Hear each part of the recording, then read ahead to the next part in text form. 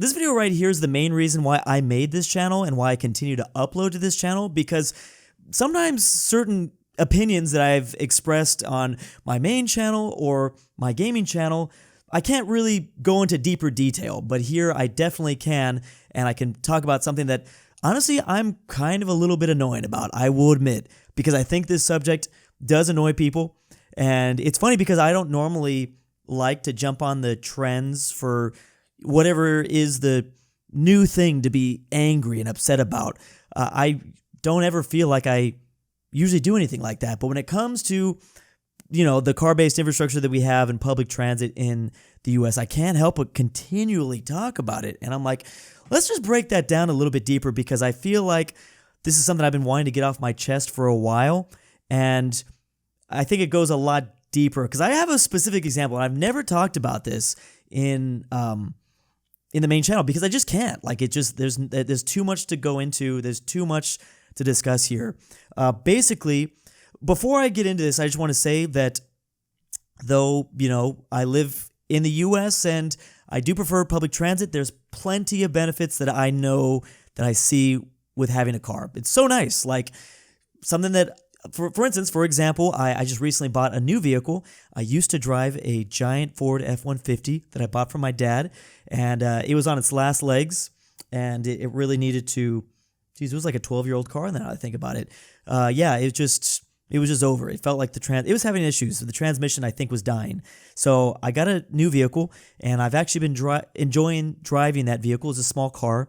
Don't make fun of me for having a big truck, a big giant truck. I know the Europeans will probably laugh at that, but yeah, it was fun. So I have a nice sized vehicle now, a little bit more gas efficient, and I have to admit I've been enjoying driving that car.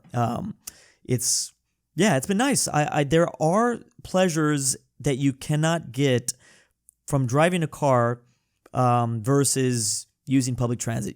Being on a bus or a metro. I mean, first of all, something that I've always enjoyed is just the drive from LA to Las Vegas, because that is such a nice, boring, straight drive, but you can listen to a nice podcast, you can blast your music, you can do a lot of thinking. See, sometimes I can't just sit and think. I need to be doing a mindless activity and also be thinking. That's when I get into the really good stuff, the really deep philosophical questions inside of my mind. So drives like that, kind of love it.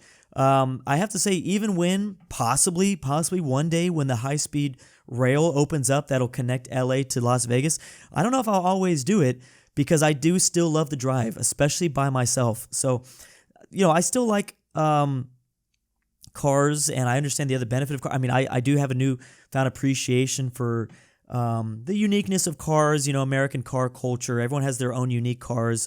Cars are getting more and more diverse, especially with like a cyber truck on the road now. Like, that's just such a weird vehicle to have out there. Like, it's like a form of self-expression for a lot of Americans, and I can connect with that. I get that. So I'm glad I got all that off my chest, because all I do is bash on cars all the time. So in 2021, I really started to travel a lot. Before that, I really didn't do much travel at all. I'd only been to the nation of Sweden in 2018. But I like a lot of other Americans, started to really do my travel adventures after COVID. And I don't have data to back that up, I think. But for some reason, I feel like I do actually have data that's backing up that Americans have been traveling more than ever. And it's been slowing down because of inflation and how insane prices have got. But at like 2021, 2022, 2023, after the lockdowns, I think Americans really started traveling. And that's when I started traveling. And one of the first places I went after the lockdown was New York.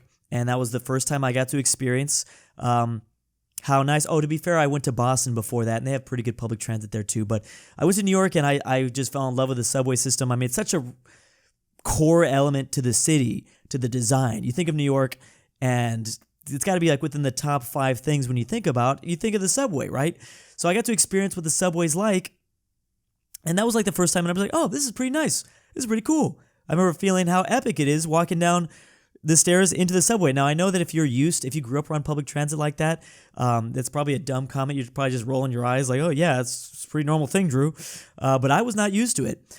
So then there was New York, and then a couple months later, I traveled to Europe for the first time, and I stayed there for 2 months, obviously without a car. I never rented a car, and I was able to bounce around to all these different European cities, And I didn't even really think about the fact that, oh, I don't have a car, but I can just go places.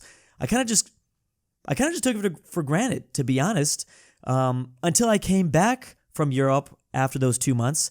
And then I realized, oh, you kind of need a car. I forgot about that element. Then I went back to Europe for a couple more months, and again, I got to travel to even more cities. I was very fortunate, even some of the smaller European cities, because I stayed in Spain for a long time, Sevilla, Valencia. It's like, oh yeah, they even have public transit. Not quite as good as the bigger cities, but it was still there, and it was still nice. And some of them, it was a little bit more on par. Some of the smaller cities were more on par with what some of the American cities have. But yeah, so flash forward to 2024, and let me just break this down for you. This is my problem with it. This is the thing that I can't ever talk about. It's basically the incentive that the U.S. and our infrastructure it's not even the incentive. It's like the known fact that we just like generally accept that you're going to drive impaired. And that could be on any possible substance. That's alcohol, that's marijuana, that's under medication. Like, it's just an acceptance that you will probably be driving impaired, and you're not supposed to, but we just do it. Of course they're going to do it because people have to commute to work. You're not even supposed to drive, you're not supposed to operate a motored vehicle when you're sleepy. And yet we in the US, and to be fair, Canada as well, outside of Toronto, and a couple of their major hubs, you just literally have to do that. And it's crazy because with prices going up so much, I'll break it down for an example for you. It was a couple days ago. I was trying to go I think 5-10 miles on a Saturday night in an Uber, and of course, Uber knows when you're trying to they know the high activity times, so they jack up their rates. And it was like $100.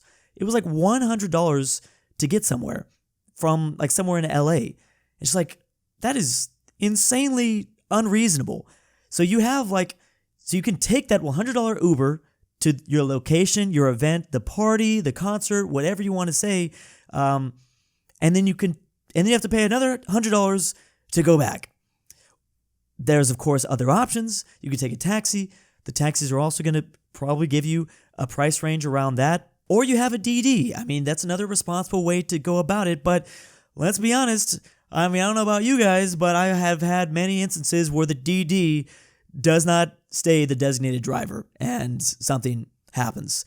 So you drive to LA. You have to park your car in either a lot that's going to overcharge you like $40 to stay in there for 3 hours. You can do that. Then you can, if you're messed up, if you're drunk, then you have to Uber back. Now, I'm not complaining you should not do this. You got to avoid drinking and driving. But the facts are that Americans just do it because they have to. I was looking up the rates right before this video. So Texas is the third most state with the most drinking and driving incidences. New York is the third least state, according to this data. Why do you think that is? And that's including upstate New York. Obviously, the vast majority of their population lives in New York City, but driving impaired just does not exist at the same level. It exists, but at the same level and the same rate in New York, or a lot of European cities, or a lot of Asian countries, China and Japan and South Korea. You just don't have to deal with it. And I don't even mean for this to be a rant, because I don't even know why I'm talking about this. It's not like anything can change. It's not there's no amount of people complaining online. I think that's part of the reason why we are annoying. I'm annoying. This subject is annoying because it's never going to change. That's fine. There's nothing. We already built our cities around this. If it does change, I won't be alive to see it, more than likely. It's going to take such a long time to actually build the infrastructure for a subway or a tram system, or that's really pessimistic. I guess it is possible in 10 years for them to get it going. But yeah, I fully realize that this is not going to be a thing that's ever fixed.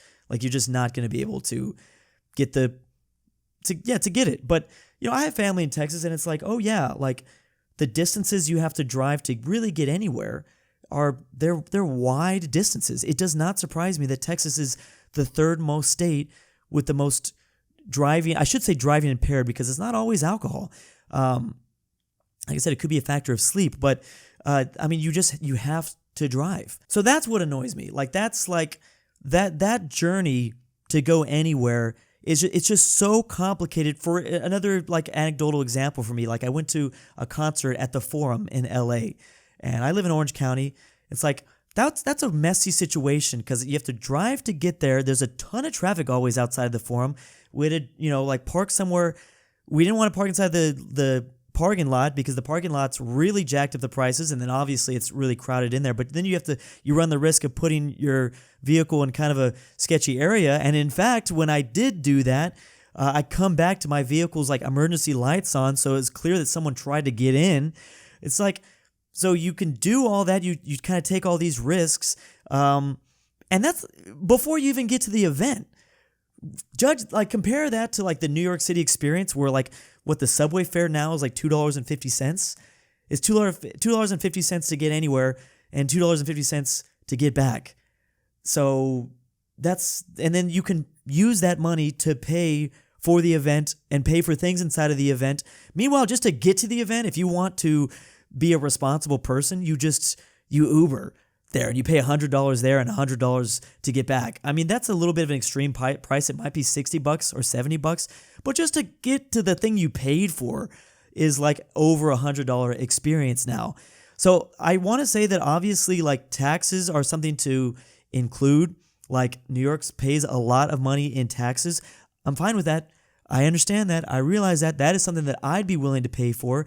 And I think that if I can only really speak for people in LA, I think that if enough people in LA had got to experience what it's like to not have to worry about just getting to your event, I think they would probably change their mind as well. Obviously, cost of living is really high in New York, and cost of living is going to be higher in places with, I mean, I don't know if that's necessarily true all the time, but in places that are very convenient to get to, because you can just stumble on a subway and get to wherever you need to go, and then you get to your event, and then you go back. But I like to watch like personal finance on YouTube, and a whole other aspect that is beside the stuff that I was just covering is like how often does your car payment or your car in general just keep you down, even if you don't have a car payment. Like I talk about, like, luckily I was super fortunate growing up and I didn't have to worry about a car payment, and I mostly had reliable cars, but the amount of friends that I had that were kept down because they had like a massive car repair that they needed to fix in order to just get to their job. Like the amount of Americans that are kept in an economically unfortunate position just because they have an unreliable car, and every 6 months they have to like pay for like a $250 or, I mean, let's be real, now it's getting like to be like $500 price to repair their car just so they can get to work and continue to make money. And that's like, again, that's not even like thinking that they have a car payment to even pay for that car. Like it gets to an insane perspective. So it's just like, it's really keeping a lot of Americans down. Now, to be fair, a lot of those Americans are being financially irresponsible, and their car payment is just a ridiculous amount because they wanted a new car. But yeah, it's just annoying because these problems don't exist I keep referencing European cities. I also don't mention Chicago enough. Chicago has a very nice transit system, I heard. So like Chicago, it's the East Coast in general. Like they're able to just get around a lot, and it's just like, yeah, here it's, it's like, hey, you can drive drunk, but you got to know, make sure you're under 0.08. Sorry, you can drink and drive. That is legal. You can drink and drive, but make sure you're under 0.08. How do you know? You don't. You just kind of got to guess. It's like the tax system. It's like IRS be like, we know how much you're supposed to pay in taxes. Well, then tell me. No. And if you guess wrong, you're going to jail. Same thing. It's like, I mean, I guess you can buy a breathalyzer, but I've seen my friends buy those and they're not very accurate at all. Those are really sketchy. They're breathalyzers. So it's like it's just like a known thing that you're going to drive impaired. You just better not get caught, or you better hope that you're under the limit, or you better hope that, you're not over, that you're guessing correctly. That's literally the situation that a lot of people are put in. So I think that's really annoying. I mean, it's easy to be like, well, just don't do that. Well, just don't do that. I get that. Don't do that. Everyone should not do that. But the truth is that if you live long enough, you will eventually do that. People pretend like they've never done that, but they have. They always have. They've always done something where it's like, well, maybe I shouldn't have done this, but they had to get to work the next day, or they had to do whatever. And it's just like, or maybe they took some sleep medication, but then they realize like, oh damn, I have to go to the store and get this thing before work tomorrow, and it's just like, I shouldn't really be driving, but I'm going to do it anyways. It's just that societal acceptance is like, dang, that kind of sucks, because you're putting people's lives at risk and you're putting your life at risk. But here we are, car-based infrastructure. you just kind of got to do that. But anyways, whatever. Long rant. See ya.